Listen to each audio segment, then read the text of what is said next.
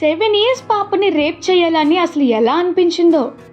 ఛీ, అసలు ఇది తలుచుకుంటుంటేనే ఒళ్ళంతా తేళ్లు జెర్రలు పాకుతున్నట్లుగా ఉంది.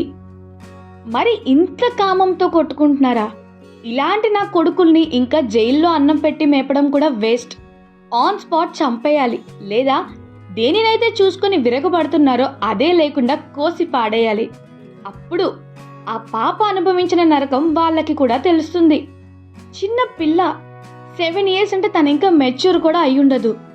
అసలు ఆ పెయిన్ ఏంటో తనకు కూడా తెలియకుండానే ఫేస్ చేసి ఉంటుంది. అమ్మాయిలకి ఇలాంటి డ్రెస్సులు వేసుకోవద్దు, ఎక్స్పోజ్ చేయొద్దు, లేట్ నైట్స్ బయటకు వెళ్ళొద్దు ఇలా చెప్పడం కాదు, అబ్బాయిలు బుద్ధిని మార్చుకోమని చెప్పాలి. అసలు ఇప్పటికీ స్వతంత్ర దినోత్సవం ఎందుకు చేసుకుంటున్నామో మనకే ఒక క్లారిటీ లేదు. అర్ధరాత్రి ధైర్యంగా ఒక ఆడపిల్ల బయటకు వెళ్ళలేకపోతున్నప్పుడు ఇంకెక్కడుంది స్వాతంత్రం? అసలు మీ ఇంట్లో కూడా ఒక అమ్మ, అక్క, చెల్లి ఇలా ఎవరో ఒక ఆడవారైతే ఉంటారు కదా. ఒక అమ్మాయిని ఏదైనా అనే ముందు లేదా చెత్త లత్కోర్ పనులు చేసే ముందు మీ ఇంట్లో ఆడవాళ్ళని గుర్తు తెచ్చుకోండి. ఏమో అప్పుడైనా కనీసం మీ ఆలోచన మారచ్చు. అలా అని నేను అందరు అబ్బాయిల్ని అనట్లేదు. ఇలాంటి మైండ్ సెట్తో ఉండి ఎవరైతే ఇలా ఆలోచిస్తున్నారో వాళ్ళ గురించి మాత్రమే చెప్తున్నాను.